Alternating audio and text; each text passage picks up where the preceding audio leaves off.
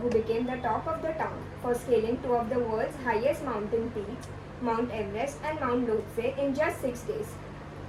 He has been awarded the Tenzing Norgay National Adventure Award, which is considered as the highest adventure sports honor of the Republic of India by the President Sri Ramnath Kovind in the presence of the then Sports Minister Sri Kiran Rijiju.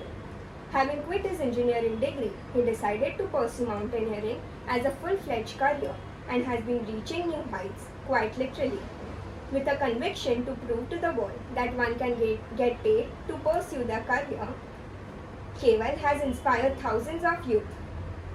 A people's person with a profound knowledge of the Western Ghats, he has led several base camps and treks. He established his professional trekking firm Beyond Altitudes, which aims at promoting mountaineering amongst youth. Keval believes that turning passion into career can be difficult but not impossible. To him, mountaineering isn't just a sport, but a way of life. He finds harmony in the midst of the Ghats, the hills blanketed in greenery and foaming water. Part to Glory's first guest, mountaineer Keval Kaka. Hello, sir. Hi. So we'll start with our interview questions. Quitting engineering and choosing mountaineering as a full-fledged career is in itself a very big decision to make. What convinced you for this big switch and what gave a push to a mountaineering career?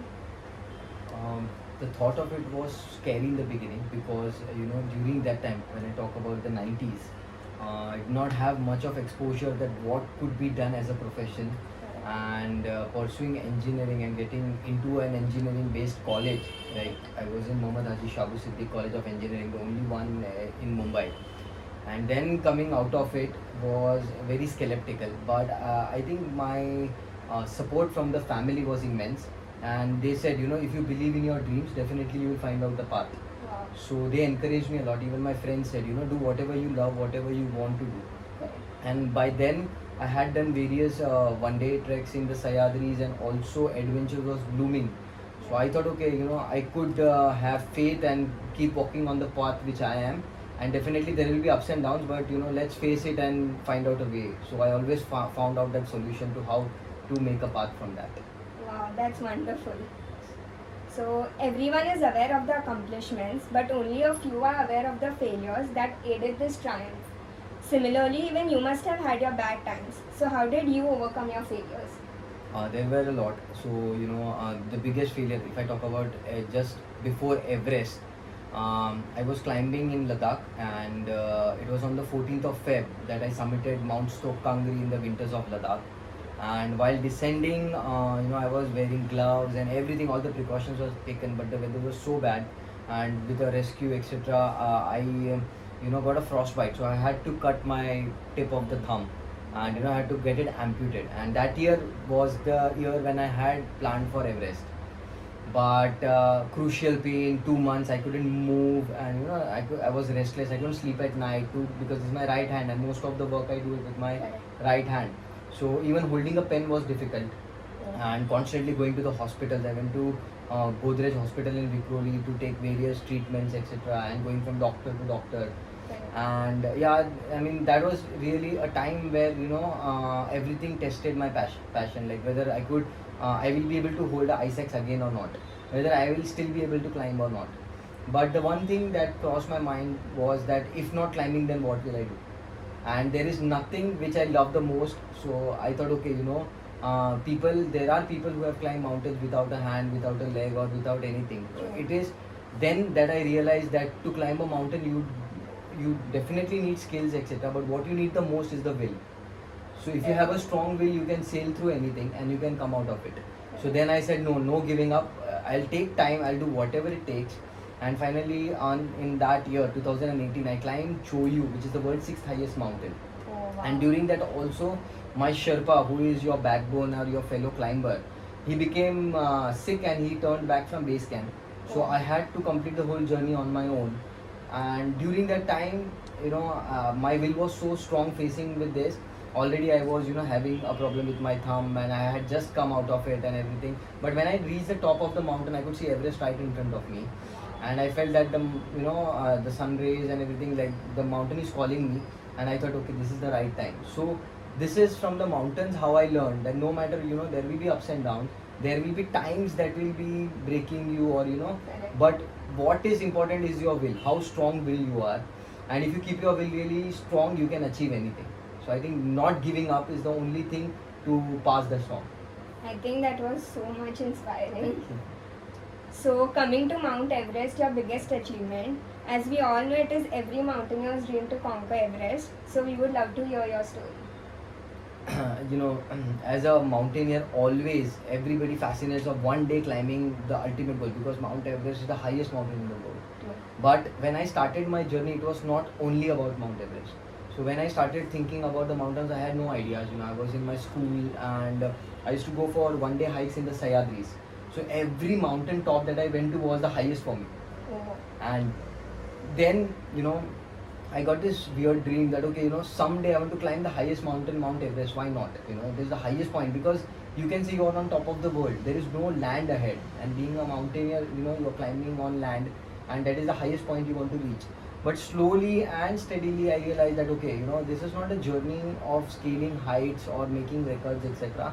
This is a journey where, you are in love with the mountains, and you are becoming a mountaineer from your heart.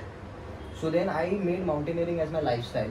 So I started, training like to be in the mountains. I started eating and preparing like to be in the mountains. I started my habits. Everything was related to the mountains. So my lifestyle completely changed, and I think that is what helped me achieve it, because every day was so fresh and so good that no matter what the challenges were, I still could be positive about them, and always I knew that, okay, this may be my ultimate goal, but this will still continue. And somebody very wisely told me that in the mountains it is very dangerous, but it is equally important to understand and assess your safety, because no mountain is worth dying for. So you have to come back, live to tell that story. So if I would have been, I would have taken a harsh decision, or I would have been done something which is not, in support of that, then definitely I would have died on the mountain. There are so many people who have died climbing various mountains, and every dead body that lies on a mountain was once a motivated soul. So just motivation doesn't help, but what you need is to understand. So with this journey, I would say, I just spent 27 minutes on the top of Everest, but the 9 years that I spent training for it definitely taught me so many things. And I think this is the journey that matters. No matter, whether you are a good lawyer or a good doctor, the ultimate goal is not your thing, but the journey that you learn when we go to the college. Then from the law college or medical college, you make friends, and you are those moments that you spend in the courtroom or in the hospital, those really matter, and they are with you forever. So I think this journey, I would not term it like to the top of the world, was an easy one. There were many small mountains that I had to climb before, and it was very. There were at times, it was very windy, super cold, and the tents, when you're sleeping and you hear so much of avalanches outside, and sometimes you feel there is a snowstorm and it will take you away, it will sweep you out, because on the mountain there is no connection, there is nothing. It's just you and your tent and your goods. So at times it was scarier, but that I think that drive, that okay, nothing will happen, and if it is supposed to happen, it is the best place to happen. Nothing better than this. So I think that convincing yourself that whatever you're doing is the best thing you're doing, and no turning back. Whatever going ahead is the only way. So I think that made the journey very much easier and balanced. And I think there are 100 reasons. As I said, there are no toilet proper tents and everything. You have to sit in the cold outside, dig pits.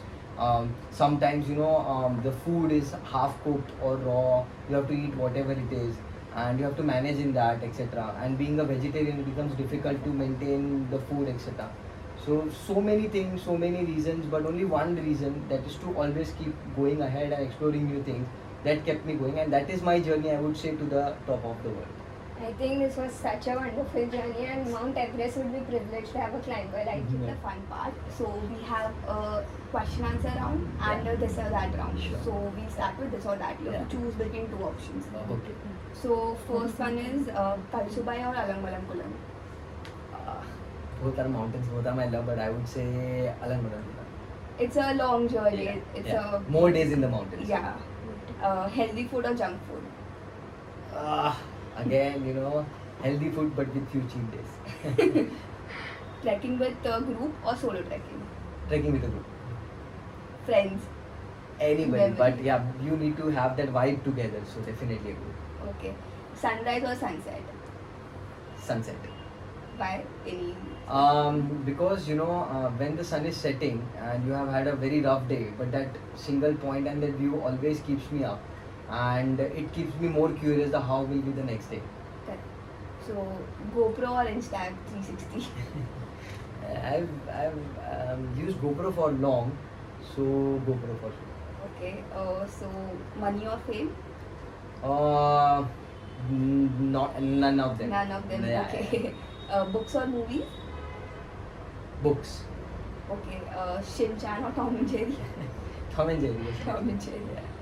Then you have Minecraft or Quacha? Difficult question again. But I think they both are fairly on the same because they both have they have been the pioneers of trekking gear in India. So I think both are stand at the same platform. Okay.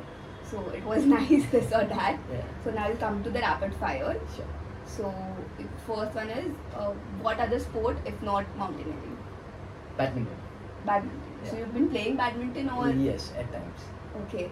So what would you do if you woke up 20 years in the future? 20 in the future, I'll start searching for a mountain if it's there. You must have scaled every mountain by then. Yeah, but I doubt that we humans are so rapidly destroying it that there will be difficult to find mountains. We are just constructing everything everywhere, so that is difficult to find. So what one superpower would you like to have? One superpower, I would like to eradicate all the waste that the humans have left on the mountains. Which is not possible correctly, Exactly, so but that is still. what we have to do. Yeah.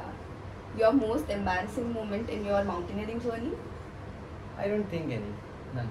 None? None. Definitely none. Okay. So what's the most useless talent that you have? Maybe I would say I sleep a lot. Everybody does. Yes. What childish thing do you enjoy? I love to dance everywhere, every time. So, and if I'm talking to somebody or, if I'm just around with kids, etc., I love being a kid. So, I love to dance, I love to play with them. So, you do dance? Do you yeah, dance at the anytime. top? Yeah. If I'm even in a corporate meeting or something like that, I will start dancing. It's like helps like a stress buster. Yeah. So I will never know, but there is some music going in my mind and my body starts moving. So I think that is something. So did you dance at the top of the Everest? Yes, I did. I did not dance exactly, but I was enjoy. So my body was still grooving. So at what age would you like to retire? Till my last breath. You will just keep on climbing Yeah. mountains. So now at the end, so what are your future plans in mountaineering? So definitely we are blessed with the Himalayan range. So many mountains to scale, much more than that. But I would love to see the youngsters coming along because as we all know, the youth can make a huge difference. And our ancestors have preserved this Himalayan glory, and now it is being exploited. Like we see, there is no responsible tourism or there is no responsibility. Like there are many small individual groups and NGOs who form and they come together and they try to get the waste because on a long term basis, this waste is destroying our glaciers.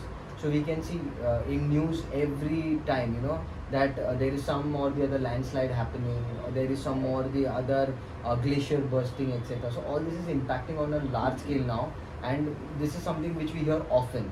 In fact, the season has completely changed. There are scattered rains now. Sometimes it rains so heavily that it gets flooded.